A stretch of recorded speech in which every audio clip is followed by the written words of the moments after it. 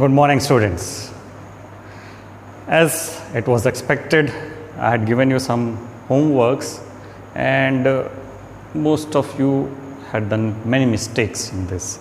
और ये expected था, मैंने आपको अभी बताया, क्योंकि these concepts don't really develop within a day.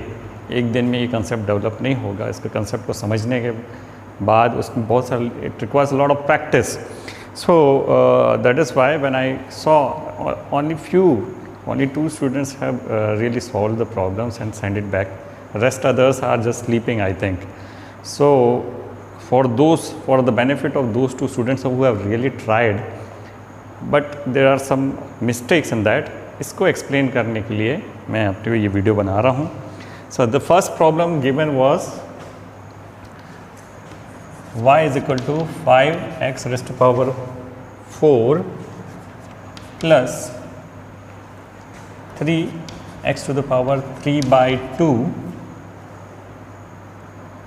plus 6x, and this is fairly easy problem अगर आप इसको करेंगे, क्योंकि ये टर्म्स अलग अलग हैं और ये एडिशन वाला टर्म है ना. ये टर्म्स है ना, 1, 2 और 3. How many? There are 3 terms. तो हमको 3 टर्म्स का डिफ्रेंसिएशन करना है अलग अलग. ओके, तो dy बाई dx है ना is equal to dx of 5x raised to power 4, ये एक टर्म हुआ, plus dx of 3x raised to power 3 by 2, ये दूसरा टर्म हुआ, प्लस dx ऑफ 6x तीसरा टर्म हुआ, है ना. तो इसको अगर ध्यान देंगे तो it is a constant multiplied by x variable. It is a constant multiplied by x variable, है ना. आप वो फॉर्मूला याद करिए. Constant multiplied by x variable में क्या होगा, कांस्टेंट को हम एज इट इज़ बाहर ले लेंगे, फिर डिफरेंशिएट करेंगे x रेज़्ड टू पावर 4. मैं आपको हर एक स्टेप को अब क्लियरली समझाते हुए कर रहा हूँ, है ना. इसको और फास्ट भी कर सकते थे, लेकिन है ना यहाँ पे भी कांस्टेंट को मैं बाहर ले लेता हूँ. अब डिफरेंशिएशन करना है 3x raised to power 3 bye 2 का, है ना. यहाँ पे भी एक कांस्टेंट है 6, उसको बाहर ले लेते हैं, dx of x. Okay, I hope this is clear, है ना. ये 3 अलग अलग टर्म जुड़े हैं एक दूसरे से एडिशन से, है ना. So this is 5 multiplied by x to the power 4. x to the power n is equal to n into X n minus 1, ये फॉर्मूला है. तो x टू द पावर 4 में ये 4 बाहर into x to the power, ये 4 था, इसमें minus 1 कर दिया. तो ये पहले टर्म का हो गया, this is first term, plus 3 multiplied by n क्या है, 3 बाई 2, 3 बाई 2, फिर x to the power 3 by 2 minus 1. So ये सेकेंड टर्म हो गया. थर्ड टर्म 6, यहाँ x टू द पावर 1 है, 1 into x to the power 1 minus 1, ये हो गया थर्ड टर्म. ओके, तो ये क्या हो गया, 5 4 ज़ा 20 x क्यूब. ओके, प्लस 3 3 ज़ा 9 by 2 x to the power 3 by 2 minus 1 is 1 by 2. आप कैलकुलेशन करोगे तो ये 1 बाई 2 ही आएगा, है ना. आप एलसीएम जो भी लेना ले, और इसका जो पावर आएगा वो होगा x to the power 1 by 2 plus 6 x to the power 0 is 1, है ना. यहाँ पे क्या हो जाएगा, x to the power 0 is 1. तो यहाँ पे 6 multiplied by 1 multiplied by 1 is equal to 6. Okay, अब कुछ बच्चों ने इसके आगे भी डिफरेंशिएट कर दिया, इसको एक बार और डिफरेंशिएट कर दिया, विच इज़ रॉन्ग. ये भैया एक बार ही डिफरेंशिएशन करना है, इतना ही है। दिस इज़ ओके, इतना ही है आंसर। इसको और अगर आप लिख सकते हैं तो x to the power 1/2 is root x. क्या है ये? x to the power 1/2 is root x. तो plus 9 root x by 2 plus 6। So this is the answer. पहले वाले क्वेश्चन का आंसर ये है। I hope this is clear. अच्छा, कई लोगों ने क्या किया, d/dx में नीचे x की जगह पे यहाँ पे 5x/4 करना। भाई ये d/dx ही होगा, d/dx ही होगा। इसमें नीचे और कुछ टर्म्स नहीं लगाना है। d ये लिखने का तरीका है ना, differentiating this variable with respect to x, है ना। और विथ रिस्पेक्ट टू x ही होगा तभी ये डिफ्रेंशिएट हो सकता है। अगर यहाँ x है तो नीचे बाई dx ही होगा। अगर यहाँ t है और बाई dx करेंगे तो वो t को वो कांस्टेंट मान लेगा और उसका डिफरेंशिएशन ज़ीरो हो जाएगा, है ना। विल डिस्कस, अगर जब आगे आएगा पार्शियल डिफरेंशिएशन की बात आएगी तब करेंगे। फिजिक्स में जब पार्शियल डिफरेंशिएशन की बात आएगी तब करेंगे। अभी तो आपको इतना ही समझना है। तो this is the solution of the first question. Question 1 was if y is equal to 5x to the power 4 plus 3x raised to the power 3/2 plus 6x, answer is 20x cube plus 9 root x by 2 plus 6. Now let's go to the second question. Now the next question was y is equal to in the bracket 3x square plus 7 multiplied by in the bracket 6x plus 3. तो कुछ बच्चों ने क्या किया, इसको पूरा multiply करके एक टर्म निकाला और फिर उसका डिफरेंशिएट किया। वैसे वो सही है, अगर ऐसा किया तो कोई गलती नहीं है, provided the answer is correct. But भाई इसमें हमें क्लियरली दिख रहा है कि ये u इंटू वी लग जाएगा इसमें, है ना। मल्टीप्लिकेशन वाला जो अपना प्रोडक्ट रूल है उसमें लग जाएगा। तो आप इतना लंबा क्यों कर रहे हैं प्रॉब्लम को? Unnecessarily you have created a bigger problem. पहले तो सबको इन टर्म्स को मल्टीप्लाई करो, उसके बाद डिफरेंशिएट करो। Don't do that. So this is simply if y is equal to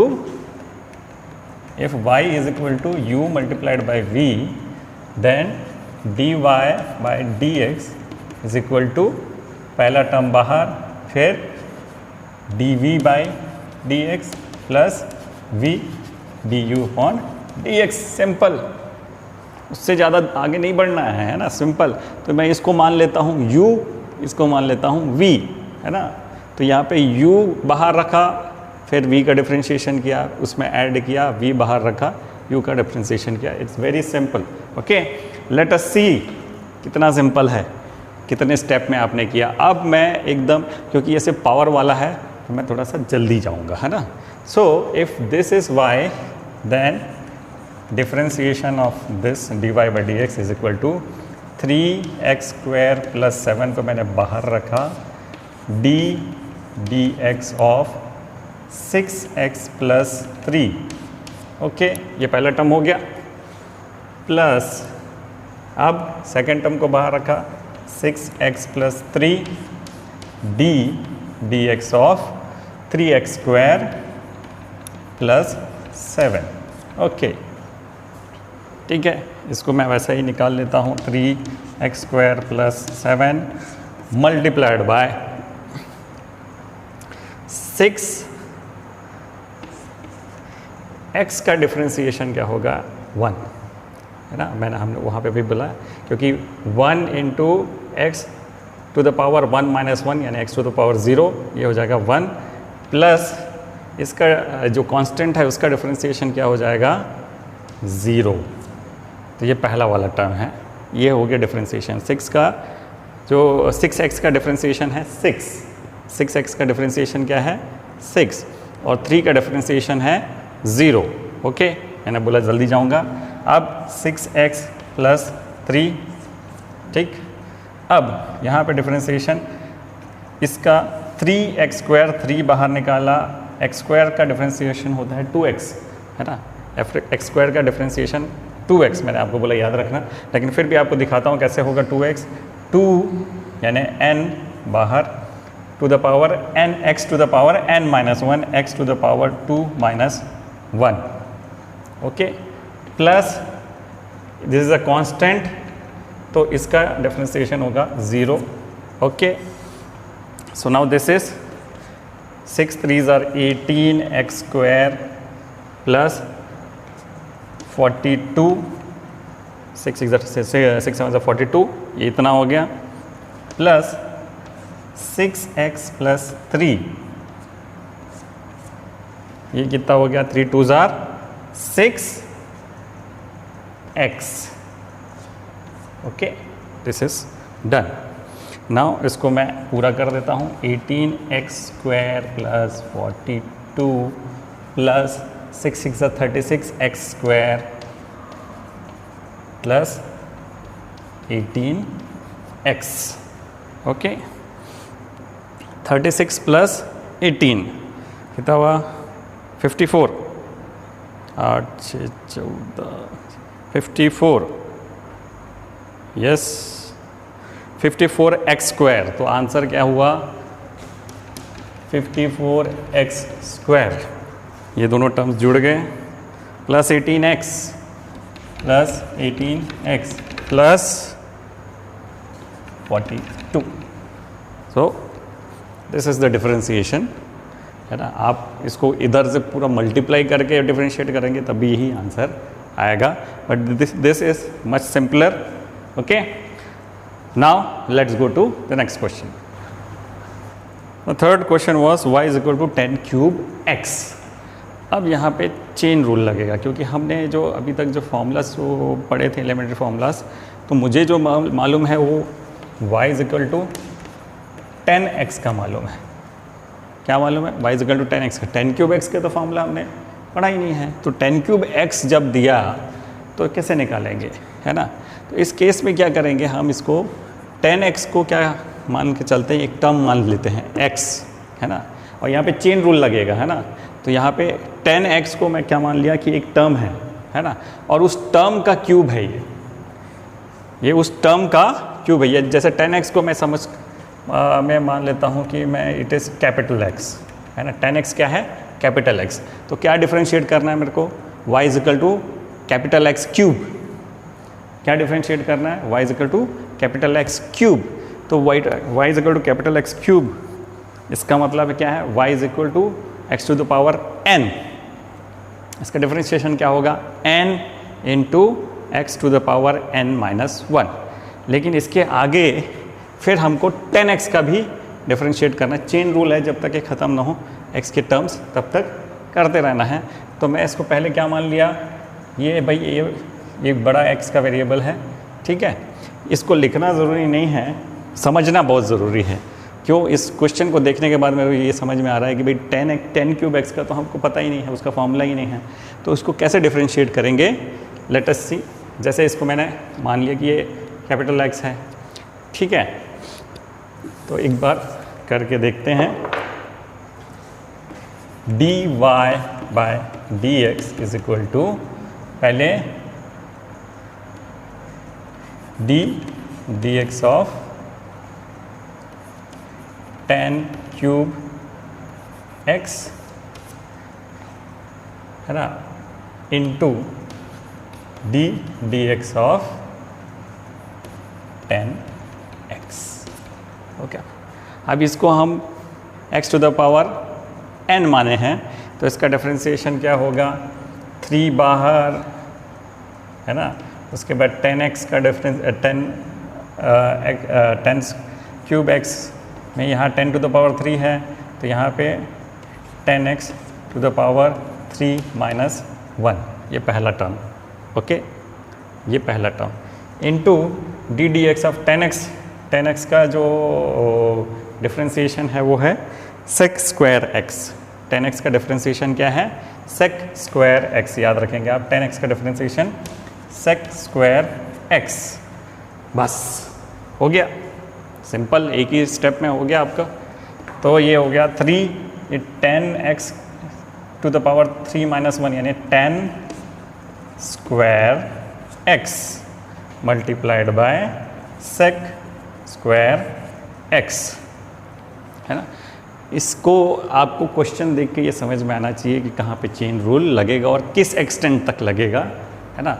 ये आएगा प्रैक्टिस से, विदाउट प्रैक्टिस ये नहीं आ सकता। I know it is very difficult for class 11 student जो जिनको ने पहली बार ये देख रहे हैं, बट ये थोड़े से प्रैक्टिस करेंगे आपसे तो आएगा। मैं कुछ और प्रैक्टिस क्वेश्चंस आपको दूंगा। Okay, so the third question was y is equal to 10 cube x। उसका डिफरेंशिएशन करने के बाद आंसर मिला 3 10 square x sec square x। Okay, let's go to the next question. अब जो फोर्थ क्वेश्चन है इसमें भी चेन रूल लगेगा, है ना। y is equal to log natural 4x cube, है ना। हमने जो एलिमेंट्री फॉर्मूला में पढ़ाया है, if y is equal to log natural x तो dy by dx is equal to 1/x। ये पढ़ा है ना, याद हो जाएगा आपको। ओके, तो यहाँ पे y is equal to log x की जगह 4x क्यूब है, x नहीं है यहाँ पे। अब ये क्या है, 4x क्यूब है। तो पहले इसका कर लेते हैं, चेन रूल लगाएंगे, फिर 4x क्यूब का भी करना पड़ेगा, उसको मल्टीप्लाई करेंगे 4x क्यूब को, तो 4x क्यूब को भी हम कर सकते हैं डिफरेंशिएट। तो यहाँ पे dy upon dx is equal to dx of, पहले पूरे टर्म को ले लेते हैं, log to the base 4x cube. Okay, इसमें मल्टीप्लाई करेंगे dx ऑफ 4x क्यूब, अंदर वाला टर्म। Okay, simple. मैंने क्या बोला था, log dx of log x is 1/x। तो इसका क्या होगा, 1/x, यानी यहाँ पे 1/4x क्यूब, पहला टर्म हो गया। log नेचुरल x का डिफरेंशिएशन है 1/x, यहाँ पे x क्या लिया है हमने, 4x क्यूब को, तो वो क्या हो जाएगा 1/4x cube. Simple, multiplied by, अब 4x क्यूब का डिफरेंशिएशन क्या होगा, 4 × 3 × x टू द पावर 3 - 1, तो ये हो गया 12x स्क्वायर। ये क्या हो गया, 12x स्क्वायर। तो मैं यहाँ पे लिखा 1/4x cube × 12x square. 4 1s are 4 3s are, x square पूरा गया, इधर एक बच गया। तो आंसर क्या है, 3/x। Answer is 3/x। Okay, now let's go to the next question. उसमें भी फिर चेन रूल लगेगा। अब ये क्वेश्चन दिखने में बड़ा भयावह दिखेगा, लेकिन है बहुत इजी। ओके, एक्चुअली क्या है, y is equal to cos of 3x square minus 2x square plus 4। ये होल टर्म जो है इट इज़, इसको मान लेना है x। ओके, तो अगर इसको पूरे को मैंने कैपिटल X मान लिया तो ये क्या हो गया, y is equal to cos of capital X। y is equal to cos of capital X है ना, ये पूरा टर्म क्या है, x मान लिया। तो इसको जब डिफरेंशिएट करेंगे तो पहले cos x को डिफरेंशिएट करेंगे, फिर उसके अंदर वाले टर्म को भी डिफरेंशिएट करेंगे। और ये 3 टर्म वाला है तो ये तो बहुत इजी है, उसको मल्टीप्लाई कर देंगे। ओके, तो मैं इसको डिफरेंशिएट करता हूँ, देखिए कितना आसान है। dy upon dx is equal to differentiation of cos 3x cube minus 2x square plus 4, पहला term. Okay, multiplied by dx of अंदर वाला term 3x cube minus 2x square plus 4। Okay, अब dx of cos x is minus sine x। Formula में आप जाएंगे तो differentiation of cos x is minus sine x।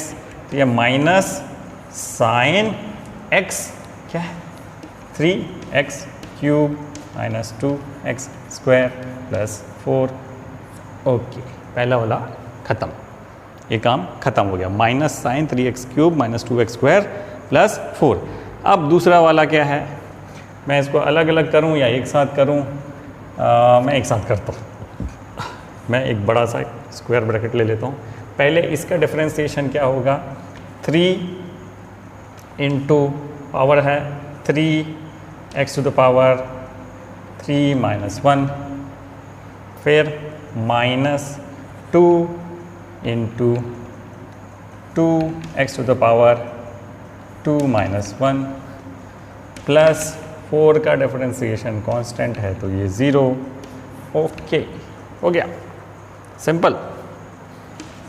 Minus sine 3x³ minus 2x² plus 4 into 9x² minus 4x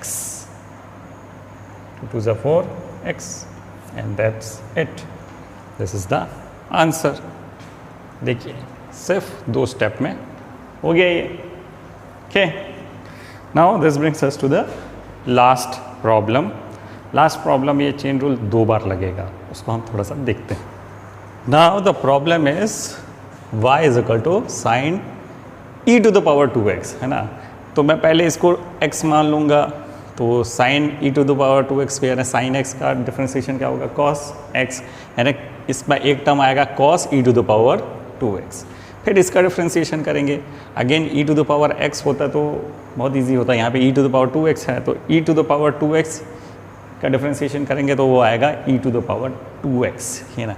फिर उसके बाद फिर एक डिफरेंशिएशन, ये 2x जो टर्म है उसका करेंगे, 2x टर्म का जब डिफरेंशिएट करेंगे तो उसका आंसर आएगा 2। That's it, simple. Chain rule लगा दिया, 3 बार लगा और ये ख़त्म हो गया। So dy on dx is equal to dx of first sine e⁻²x multiplied by dx of e⁻²x multiplied by dx of 2x। Okay, 3 differentiation हुए, सब एक दूसरे से मल्टीप्लाई हुए, तो ये हो गया cos e⁻²x multiplied bye e⁻²x multiplied bye 2। This is the answer. Answer is 2e⁻²x cos e⁻²x answer. Okay, ये 6 क्वेश्चन दिए थे, relatively they were not simple. I think आपके लिए तो बिल्कुल सिंपल नहीं थे। आई वांटेड टू सी कि कितना आपने ट्राई किया, किस पोजीशन पर पहुँचे। तो what I will do is, आज मैं आपको कुछ सिंपल क्वेश्चंस दूंगा बनाने के लिए। पहले इसको मास्टर कर लें, फिर हम इंटीग्रेशन पे जाएंगे, क्योंकि इंटीग्रेशन या डिफरेंशिएशन का जस्ट उल्टा ही होता है, लेकिन उसके फार्मूलाज भी आपको अच्छे से याद रहने चाहिए। पहले हमने जो अभी जो एलिमेंट्री फार्मूलाज दिए हैं उसको आप अच्छे से याद करके उससे सवाल कर लीजिए, then will move ahead. Okay, thank you.